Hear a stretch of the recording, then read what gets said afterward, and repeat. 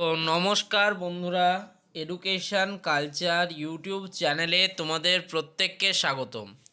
তোমরা যারা diploma third semester electrical ইঞ্জিনিয়ারিংয়ের স্টুডেন্টরা রয়েছো, তোমাদের জন্য একটা অত্যন্ত ইম্পর্ট্যান্ট সাবজেক্ট হচ্ছে অ্যানালগ অ্যান্ড ডিজিটাল ইলেকট্রনিক্স। তো এই অ্যানালগ অ্যান্ড ডিজিটাল ইলেকট্রনিক্স হচ্ছে মোস্ট ইম্পর্ট্যান্ট একটা সাবজেক্ট। তো তারই আমি কিন্তু সাজেশন ভিডিও নিয়ে চলে এসেছি আজ, অর্থাৎ 9 তারিখ। এডুকেশন কালচার চ্যানেল থেকে এক্সক্লুসিভ তোমরা কিন্তু দেখতে পাচ্ছ এই সাজেশন ভিডিওগুলো। তোমাদের যদি এক্সামিনেশন ক্রাইটেরিয়া দেখো, তোমাদের এন্ড সেমিস্টার এক্সামিনেশন টোটাল কিন্তু 60 মার্কসের হয়, যার মধ্যে 20 মার্কস থাকে তোমাদের কিন্তু যে MCQ type questions with supporting statement, এবং বাকি 40 মার্কস থাকে তোমাদের কিন্তু লং অ্যান্সার টাইপ কোশ্চেন্স, এলএকিউ বলা হয়। এবার এই 40 নম্বরের মধ্যে প্রত্যেকটা প্রশ্ন থাকে 8 নম্বরের, এবং 5টা প্রশ্ন তোমাদের করতে হয়। টোটাল কিন্তু 8 × 5 40 মার্কস কিন্তু তোমাদের লং অ্যান্সার টাইপ কোশ্চেনে থাকে। এবার এই যে 8 নাম্বার, সেটা বিভিন্নভাবে ডিভাইড হতে পারে। সেটা হতে পারে 3+3+2, বা 6+2, বা 4+4, বা 2+2+2+2, এরকমও কিন্তু বিভিন্ন ভাগ রয়েছে, বিভিন্ন ভাগে কিন্তু এটা আসতে পারে।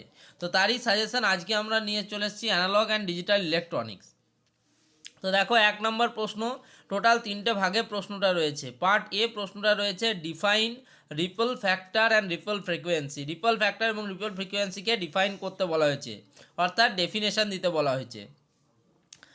বিতে দেখো state the difference between BJT bipolar junction transistors and JFET, ঠিক আছে। তো এই দুটোর মধ্যে ডিফারেন্স তোমাকে জানতে চেয়েছে। পার্ট সিতে দেখো কি রয়েছে, define alpha and beta. Alpha এবং বিটা বলতে কি বোঝো, derive the relation between them. Alpha এবং বিটার মধ্যে কি সম্পর্ক রয়েছে সেটা জানতে চেয়েছে। তার মানে রিপল ফ্যাক্টর রিপল ফ্রিকোয়েন্সিটা 2 মার্কস, ডিফারেন্স বিজেটি এবং জেফ্যাটের মধ্যে হচ্ছে 2 মার্কস, এবং আলফা বিটা ডিফাইন করা এবং ডিরাইভ করা রিলেশনের মধ্যে 4 মার্কস। টোটাল কিন্তু 8 মার্কসের এটা একটা বড় প্রশ্ন।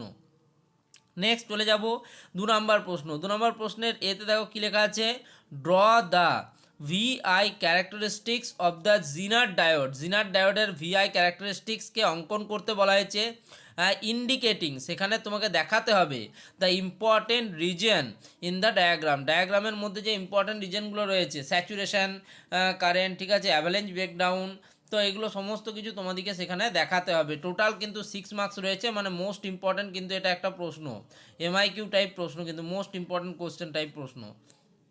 নেক্সট বিতে দেখো কি রয়েছে, define PIV of A diode. একটি ডায়োডের পিআইভি বলতে কি বোঝো সেটা জানতে চেয়েছে। এটাতে রয়েছে 2 মার্কস, অর্থাৎ 6+2 8 মার্কস, ইম্পর্ট্যান্ট প্রশ্ন। চলে যাব 3 নম্বর প্রশ্নতে। 3 নম্বর প্রশ্নের দুটো পার্ট। পার্ট এতে কি বলছে, ড্র দ্য ব্লক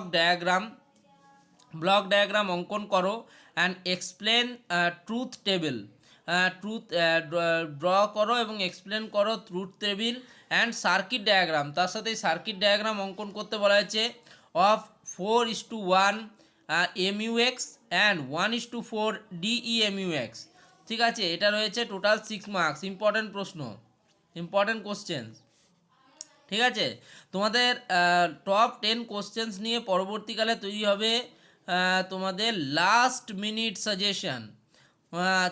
এই ভিডিওগুলো তোমরা যারা দেখবে এবং যারা তোমাদের এই লাস্ট মিনিট সাজেশনটা ফলো করবে, তারা 100% এক্সামে পাস করবে, এক্সাম পাস করবে, এটা আমার গ্যারেন্টি, এডুকেশন কালচার ইউটিউব চ্যানেলের গ্যারেন্টি।